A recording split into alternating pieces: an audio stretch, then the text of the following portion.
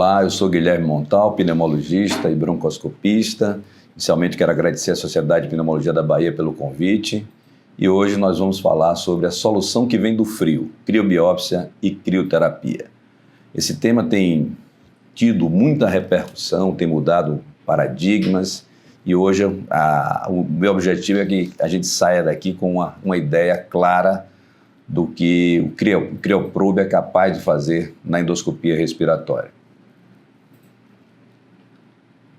Não tenho nenhum conflito de interesse. A definição: utilização do efeito de aderência do frio para, através de probes que permitem resfriamento até menos 80 graus, realizar biópsias de tecido pulmonar. Na verdade, essa é a definição de Venerino Poletti, não é só biópsias, biópsias e exérese de tecido, né? Ali, vocês estão vendo aqui uma pinça de biópsia, o fragmento que essa pinça permite, e aqui o crioprobe com a pontinha dele de ouro, um fragmento muito maior e 100% utilizável. O patologista vai examinar 100% desse material aqui. Aqui, pelos artefatos de esmagamento, esse fragmento aqui, ele só tem cerca de 50% de área útil para o patologista. O mecanismo de ação é o efeito Joule-Thomson, transferência muito rápida de um gás de uma alta para uma baixa pressão que leva a uma queda da temperatura e forte efeito adesivo. Todo mundo já deve ter visto um gelo seco quando encosta na pele da gente que gruda. Aqui do lado esquerdo vocês estão vendo 3 imagens. A primeira, um tumor endobrônquico, que você pode fazer a biópsia com o crio, encostando aqui, congelando e puxando, tirando o fragmento, ou uma recanalização utilizando a mesma técnica. Na tomografia, no meio, vocês veem uma lesão periférica, o sinal do brônquio, certo? Que a gente faz uma criobiópsia transbrônquica.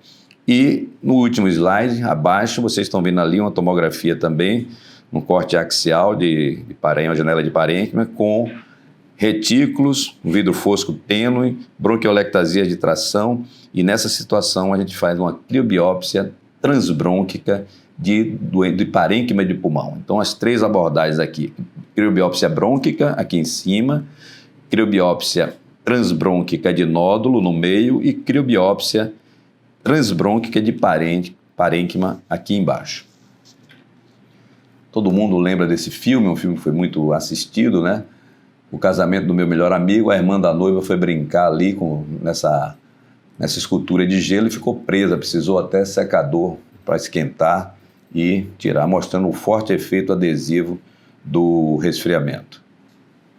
Aqui está a fonte do CO2, né, que é o gás que se utiliza na crio, e as sondas são flexíveis. Aqui estão as sondas, a pontinha de ouro, como eu já mostrei. Por causa dessa pontinha de ouro, um crioprobe desse custa R$60 mil. Agora foi lançado crioprobes com aço na ponta que custam R$4 mil, barateando muito o método. Aqui você tem um pedal onde a gente dispara o gás para resfriar a ponta do crioprobe. Isso aqui é uma versão chinesa do crioprobe.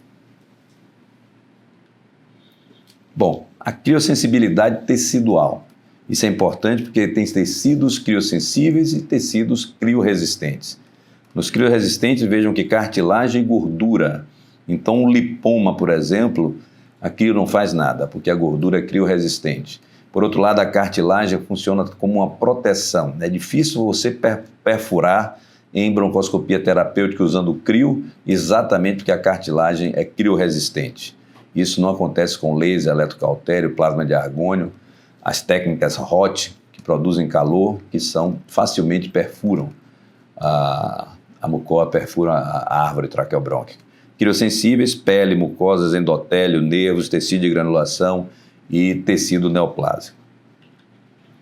Vantagens sobre outras técnicas endobrôncicas: segurança do paciente, sem fogo endobrônquico, não tem incêndio, que pode acontecer com laser, com eletrocautério, com plasma de argônio, sem perfuração, como eu já falei, é mais difícil a reestenose depois do procedimento, não tem acidentes elétricos e a FO2 é alta, esse talvez seja o mais importante.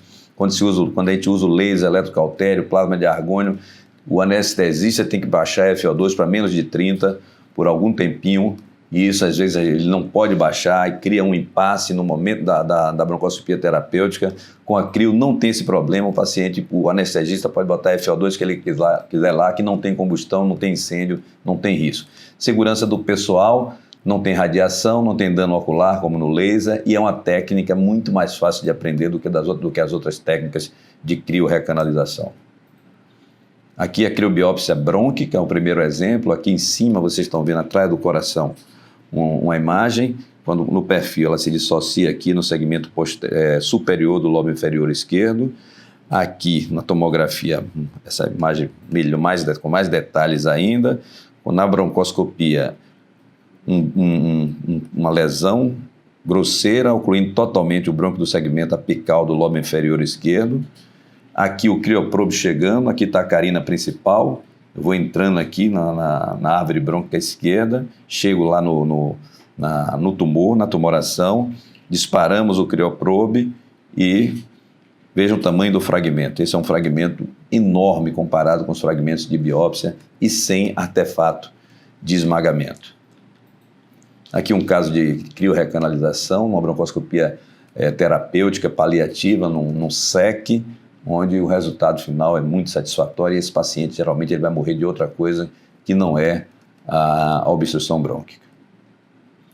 Mais um caso aqui, veja esse caso aqui, um caso complexo. Aqui em cima à esquerda, isso era um carcinoma adenoide cístico, difícil de tratamento cirúrgico, difícil de tratamento endoscópico, mas que a gente conseguiu, numa associação de eletrocautério com crioprobe, uma recanalização completa. O paciente foi cuidar de outras coisas também, porque a via aérea dele, ele viveu com a via aérea patente o resto da vida.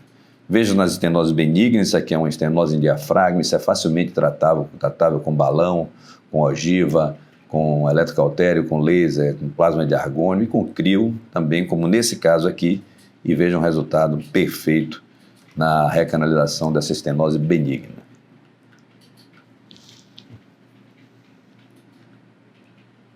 Vejam aí o crioprobe funcionando, ele chegando, encosta, a gente dispara no pedal, vocês vão ver uma fumacinha ali e ficando branquinho, é exatamente congelando o fragmento e depois é só a gente puxar, olha lá, ele vai congelando, formando esse gelinho aí e depois é só puxar e você tem um fragmento enorme.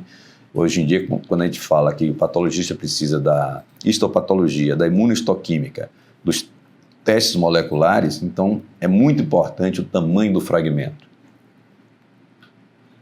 Vejam esse caso aqui em cima à esquerda, uma tomografia num corte coronal, vejam essa lesão na traqueia, ocluindo quase totalmente a traqueia, aqui num corte sagital, a mesma coisa, o paciente respirava por esse cantinho aqui e o paciente não está traqueostomizado. No corte axial da tomografia, na janela de pulmão, vocês veem nitidamente uma tumoração na traqueia. A mesma coisa aqui, embaixo à esquerda.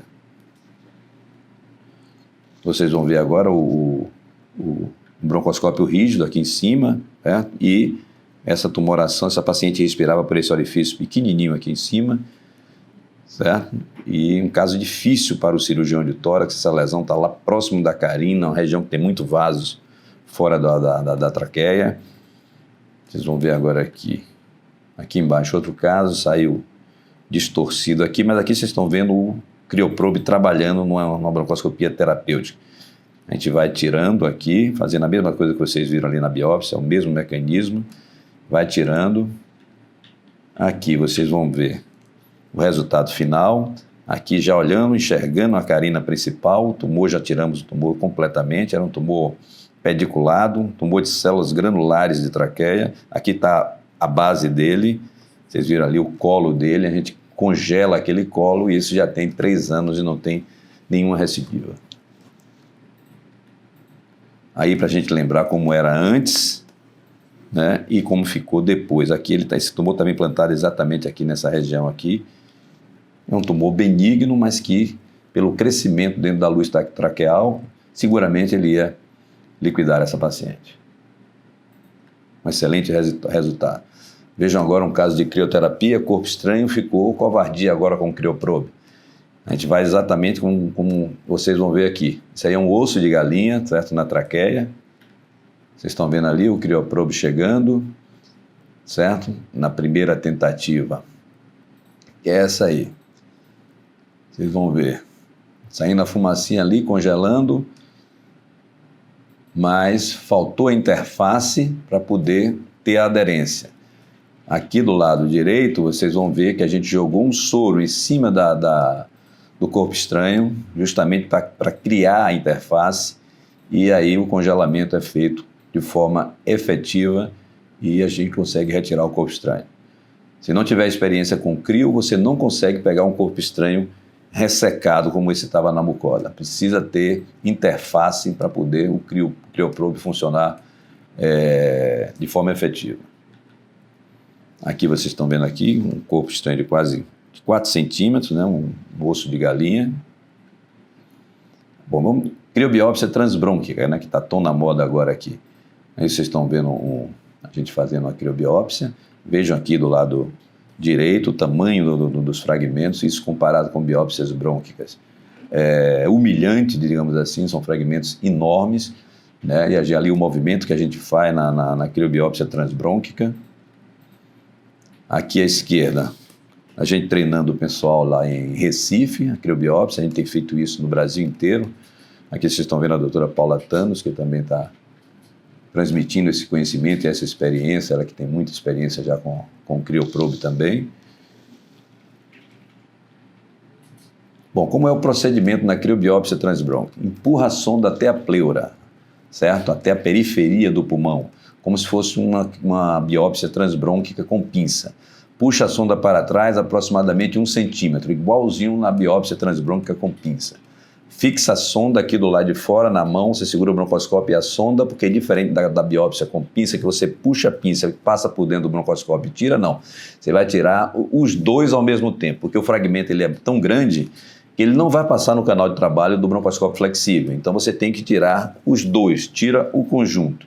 Então, inicia a ativação, certo, do crioprobe para resfriar, puxar repentinamente, remove a sonda junto com o broncoscópio, a sonda é o crioprobe, para a ativação e, se não, aqui fora, se você não parar a ativação, o fragmento de pulmão não solta da pinça, do crioprobe. Então você para a ativação, deixa cair o material da biópsia no frasco de amostra. Muito simples, muito parecido com a biópsia transbrônquica. Nós temos 75 casos em 59 meses, 75, está errado ali, a idade média foi 73 anos, mas fizemos em pacientes com 86 anos, todos os pacientes foram intubados, a gente sempre faz com o paciente intubado para ter melhor controle se tiver um sangramento importante. 42 com probe 1.9 e 33 com probe 2.4. O tempo de resfriamento de 5 segundos a menos 40 graus. Não teve sangramento importante, bloqueador profilático em 60 casos e o resto, no início a gente utilizava os 2 broncoscópios. Quando eu tirava o fragmento junto com o broncoscópio, o colega entrava com outro broncoscópio e ia fazer hemostasia. Depois nos convenceram que era melhor, ao invés disso, a gente usar um Fogart, um balão de Fogart protetor. Colocava ele na região da biópsia e quando retirávamos o broncoscópio com o fragmento, a gente insufla o balão e faz a proteção. Porque com 2 broncoscópios existe um momento cego, é o momento que você sai até o outro broncoscópio chegar lá dentro e em via aérea, isso não é uma coisa boa, você tem um momento cego. Então, uso de radioscopia em um caso apenas, eu não tenho usado radioscopia, porque nas séries que a gente estudou, eu não vi menos pneumotórax em quem usou radioscopia, para você ver o momento da pinça chegar na periferia lá. Então, para mim, a radioscopia não ajudou em nada, e como não ajuda em nada, só faz prolongar o procedimento e encarecer. 4 pneumotórax, sendo que 1 requereu drenagem, 3 eram pneumotórax laminares que não requereram drenagem. 2 pacientes com sangramento consequente, que foi controlado, demorou com o balão insuflado, a gente esperava 3 a 5 minutos, quando desinsuflava ainda estava sangrando, mas que depois de 15 a 20 minutos o paciente parou de sangrar. O outro ficou babando, como o cirurgião chama, babando. Não sangrava importante, mas ficava babando e a gente terminou deixando o balão e tirando no dia seguinte. Isso era já à noite e tiramos no dia seguinte pela manhã e aí já não tinha mais sangramento nenhum. Ou seja, não tivemos nenhum óbito e nenhuma complicação importante.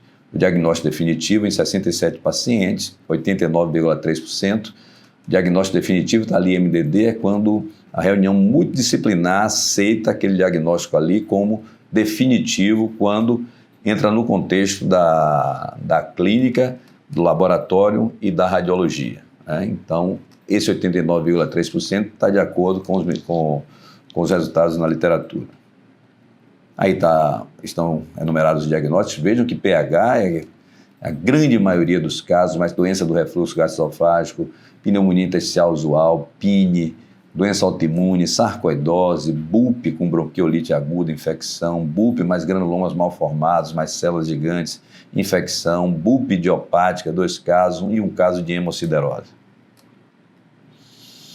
Bom, não vou me deter muito aqui, porque eu estou vendo ali que eu já passei até dos 15 minutos que me foram concedidos, mas isso aqui está mostrando a literatura, como cada um faz. Tem gente que faz com broncoscópio rígido, usa radioscopia em todo mundo, tem gente que faz com máscara laringeia, tem gente que não usa nada, não usa balão bloqueador, não faz com broncoscópio rígido, faz com uma broncoscopia normal, tem de todo jeito. O importante é seguir o protocolo de segurança, que é usar o Fogarty em todo mundo e você fazer entubado ou com broncoscópio rígido, para, na eventualidade de um sangramento volumoso, você ter ou broncoscópio rígido para combater ou onde você consegue aspirações mais volumosas e aí você consegue um controle melhor do sangramento, ou entubado, que você faz a intubação seletiva para o lado oposto, insufla o CAF e você faz a proteção. Então, isso dá uma segurança muito grande. Aí é o que a gente usava o CryoProbe de 2.4, hoje a gente só usa o de 1.9, agora saiu o CryoProbe descartável, com aquela pontinha de aço, como eu falei, bem mais barato, com o mesmo efeito. Ele tem 1.7, 2.4 e saiu um de 1.1 também, que se usa em criança e para fazer criobiópsia do mediastino, que eu vou falar adiante. O tempo de resfriamento de 6 segundos. Esse aí é o protocolo do Poletti lá em Forli, que tem quase 2.000 casos de crio, mas que é muito parecido com o nosso. A única diferença é que a gente não usa broncoscópio rígido, a gente usa a intubação e a radioscopia, que eu não uso. Por isso que eu risquei aí, vocês estão vendo exatamente o que a gente faz.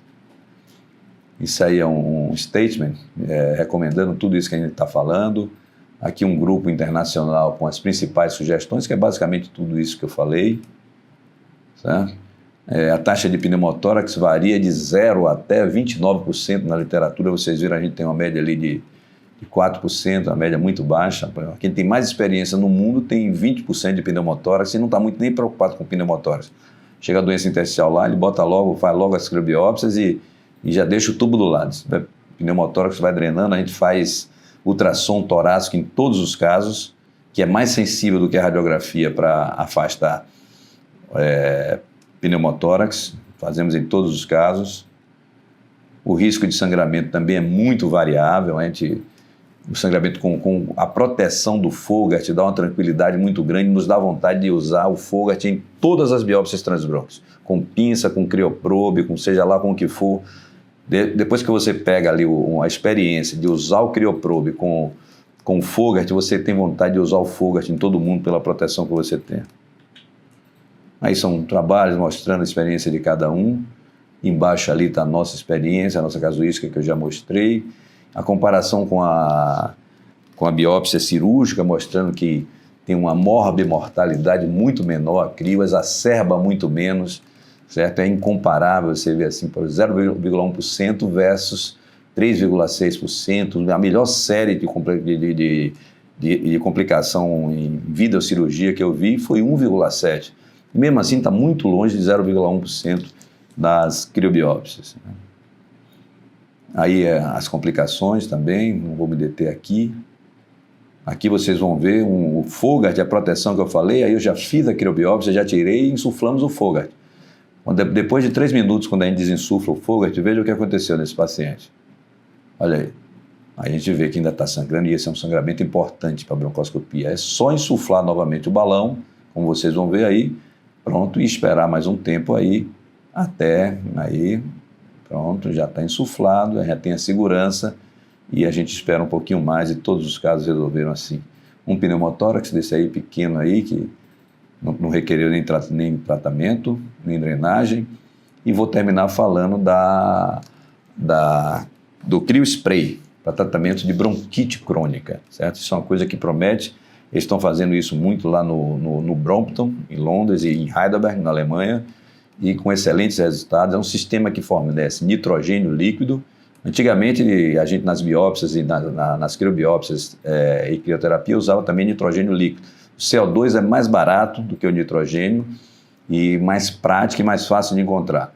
Mas o CrioSpray se usa ainda o nitrogênio líquido nas vias aéreas centrais para diminuir o epitélio anormal, reduzir a produção de muco e reduzir a inflamação crônica das vias aéreas, promovendo a regeneração de um revestimento mucoso saudável.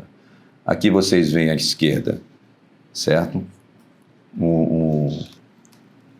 A morte celular, né, na morte epitelial, mas a manutenção da matriz extracelular.